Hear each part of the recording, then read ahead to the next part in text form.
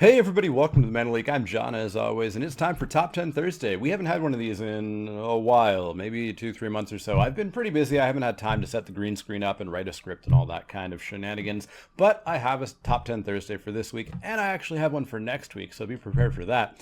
Next week will be the top 10 cards I was wrong about in my Oath of the Gatewatch set review, but today is going to be a top 10 Thursday that's not necessarily for the more competitive players. It's not really even for me. It's for the newer players out there. This is going to be the top 10 things that you should know about pre-release. Shadows over Innistrad is going to be in pre-release in a couple of weekends, and most of us are excited. Most of us know how pre-releases go. I've been to tons of them before. But if you're new to the game, if you're new to playing in stores, if you've always wondered about going out to one of those big scary stores and playing with strangers, this is the list for you. Trust me, spoiler alert, it's not actually that scary. But starting at number 10, we have, it's probably the absolute best event that a newer player can go to, or at least a new playing at a store player can go to. These events are amazing for a number of reasons, and you'll hear a lot of the other reasons why these are such good events for the sort of first-time store player. But a pre-release was my first event. It's been a ton of people's first events. I judge my local pre-release, and I see usually a dozen or so new players, and they have a ton of fun. They usually become regulars after that. Trust me, this is the best event you could ever go to. It's better than going to an F&M as your first event. It's way better than going to a Grand Prix as your first sort of store-sanctioned event. If you want to start going to store events, pre-releases are the best event that you can ever go to. Number 9, pre-releases run all weekend. Many stores and players, for that matter, are so excited to get their hands on those new cards and get playing with them that pre-releases often start at midnight, Friday night / Saturday morning, technically Saturday morning at midnight, and they run all weekend. There are stores that will do the pre-release on Saturday morning, Saturday afternoon, Saturday evening, Sunday morning, Sunday afternoon, Sunday evenings, and of course, Friday / Saturday at midnight. So you definitely want to check your local listings at locator.wizards.com.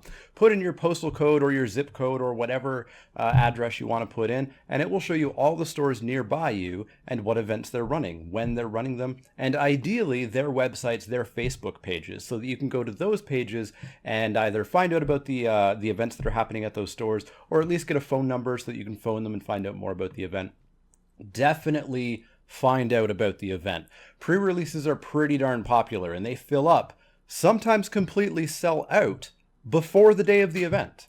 My local pre-release quite often does sell out, sometimes a week before the event. So if you are interested in going to a pre-release, make sure that you do find out where they are around you, when they are, and find out if there's pre-registration. And I strongly recommend pre-registering.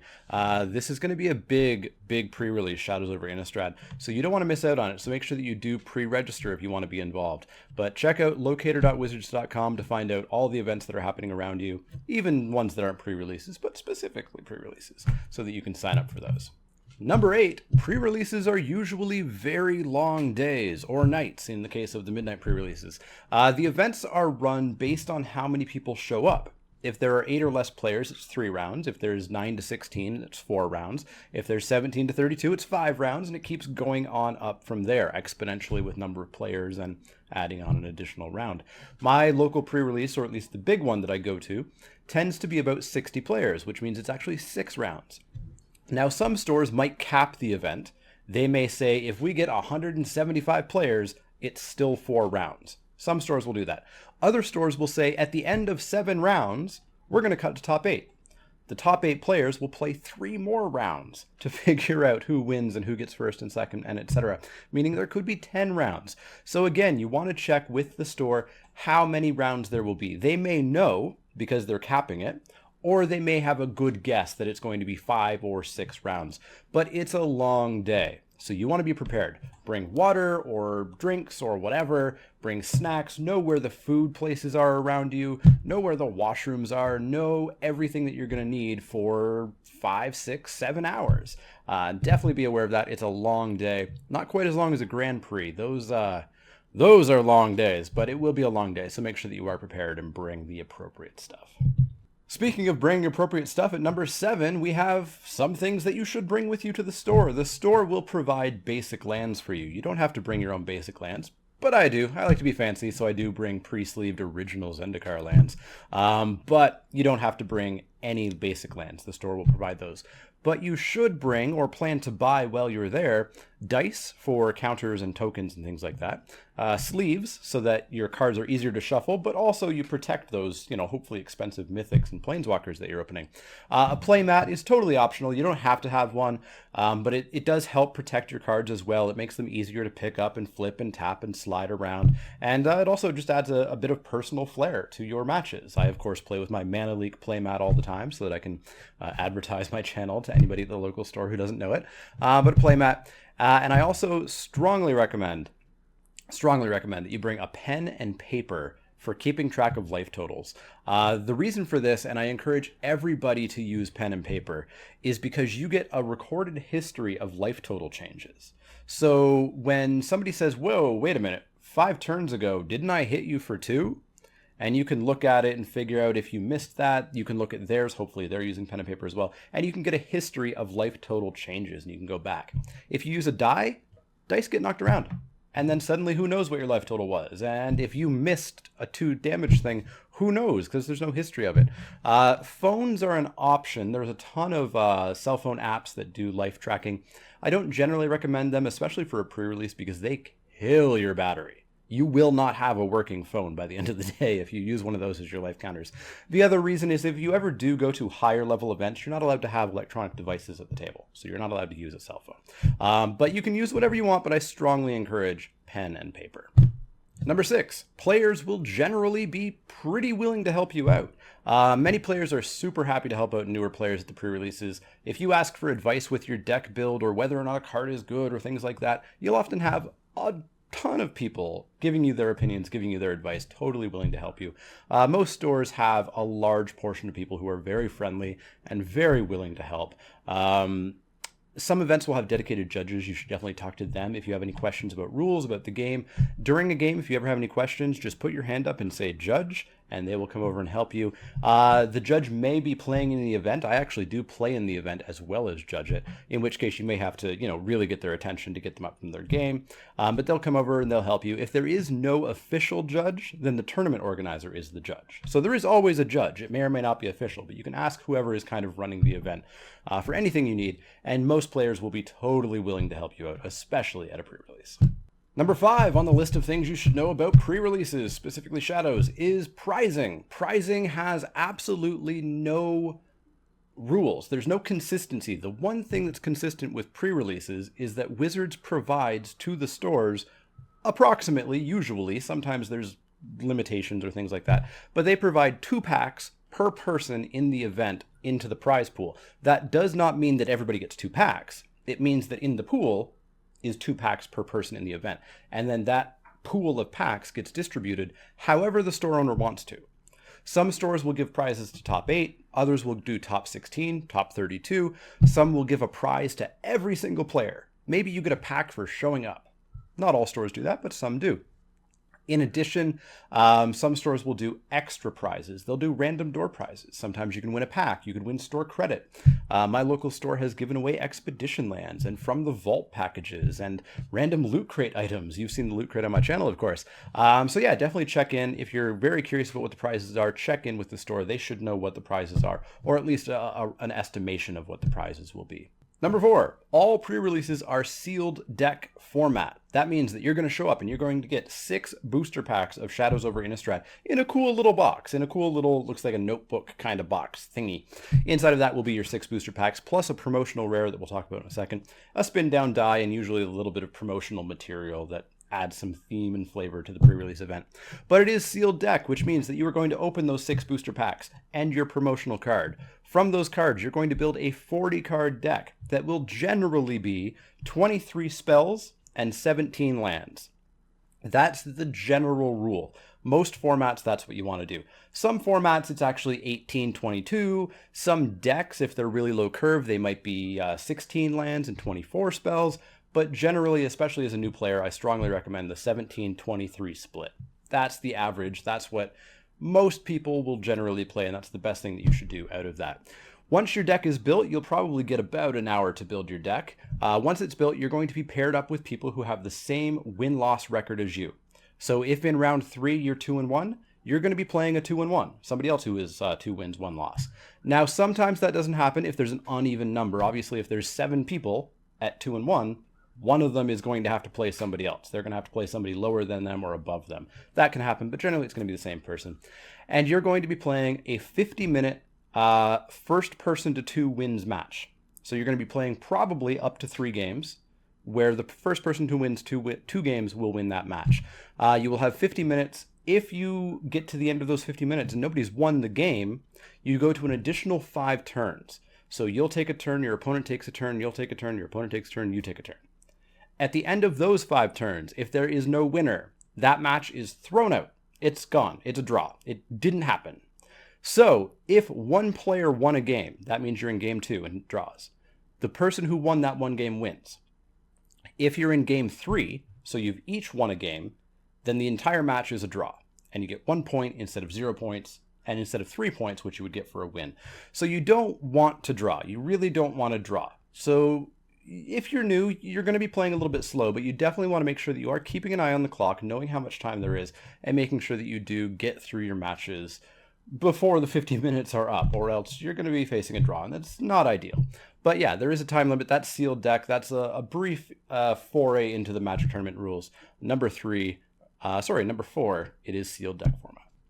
Number 3, as I mentioned, you get a promotional card in each of your sealed deck boxes that you get when you go to the pre-release. That promotional card will be foil, and it will be rare or mythic, and it will be date stamped with April 2nd, 3rd, 2016, the dates of the pre-release. It can be any rare or mythic from the entire set. So you are going to walk away with, at the absolute minimum, a foil rare. Possibly a foil mythic, maybe a foil planeswalker, who knows? You're going to walk away with a foil card date stamped from the pre-release date that you went to. That card can be played in your deck. You can open that and put it right into your deck if you want to play it. It is totally playable. It is the promotional rare. Everybody gets one. Hopefully it's a good one for you. Definitely look at it, see if it's exciting, and let out a holler if it's a foil planeswalker. Number 2, pre-releases are casual. They are generally pretty casual. They are all run at regular rules level enforcement. That is the lowest level of rules enforcement above playing at the kitchen table or on the ground during recess or something like that. It is played at regular rules enforcement. That means the primary aim of the event is to have fun and to teach people how to play Magic, to be an educational, friendly, welcoming space. There's no warnings, there's no game losses, there's no match losses outside of problem people who are not going to be you as a new player. These are people who are known to cause issues that may get those. Disqualifications only happen if you are cheating, flat out cheating, or you're abusive or something that might get you charged or arrested. It's a very casual thing. If you make a mistake, if you do something wrong, the game will get rewound. You'll be shown what was wrong, why you shouldn't do that, or the game will be fixed. There will be no penalties. There's no problem. So yeah, it's totally casual. Some players will be jerks. You'll get the tryhards. You'll get the people who are there thinking that this is day 2 of a Grand Prix. It's not. Ignore them. They're just dicks. Everybody should be pretty friendly. The judges will be super friendly. The tournament organizers should be super friendly. Don't be afraid to go to especially a pre-release because they are super casual and super fun. Which leaves number 1. The number 1 thing you should know about pre-releases, they're fun. They are really fun. They are my absolute favorite events of all time. I love them more than Grand Prix. I love them more than FNMs, more than drafts, more than casual Commander Nights, more than anything I've ever played. I love pre-releases. They are fun. Everybody's excited to get their hands on these new cards. You have an awesome mix of the store regulars with the people from other stores, perhaps, with people from out of town who happen to be in town that weekend, with brand new players all shoved into one space. They're often the biggest events that stores hold, unless those stores are holding giant Grand Prix trials or RPTQs or things like that. They're just absolutely super fun. I love judging them. I love playing in them. It'll be some of the best Magic and most fun Magic that you've ever played. If you have never gone to a pre-release, you should go to one. If you're new to Magic, you should go to a pre-release. It's the best way for you to get into Magic at a store level. You'll meet new people, you'll make new friends, you'll have a ton of fun, and hopefully you'll become a store regular. So that's going to wrap it up for this list. I know this list wasn't hugely informative for some of my viewers, for some of the more competitive viewers, for people who have gone to dozens of pre-releases. Don't worry, next week you can yell at me about the top 10 cards that I was wrong about in the Oath of the Gatewatch set review, but this I wanted to get out there because Shadows is coming up. You probably want to get pre-registered within the next week or two to make sure that you do get a spot there. You don't want to wait until the last second and then find out pre-release is, filled up. But I hope I helped a lot of new players. I hope people who have never gone to pre-releases go to pre-releases because of this video. If you're going to go to a pre-release, if it's your first pre-release, let me know in the comments down below. If it's your 150th pre-release, let me know in the comments below. Let me know what you think of pre-releases, your favorite pre-release memories, etc. But as always, if you have any questions, comments, or suggestions, you can find me on Twitter at @TheManaLeek. That's L-E-E-K, like the vegetable, not the card. And you can also find me on Facebook at facebook.com/TheManaLeek.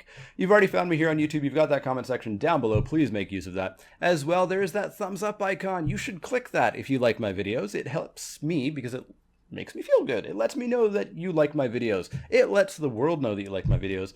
And it does actually help my algorithms and keep my videos going up through the ranks.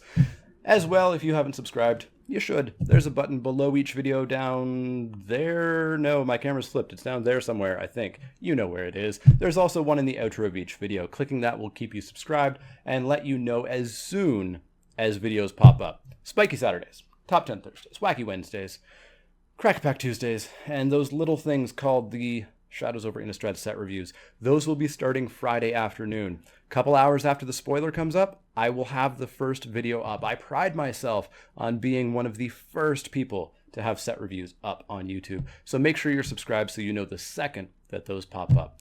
But as always, if you have any questions, comments, or suggestions, let me know. Otherwise, see y'all next time.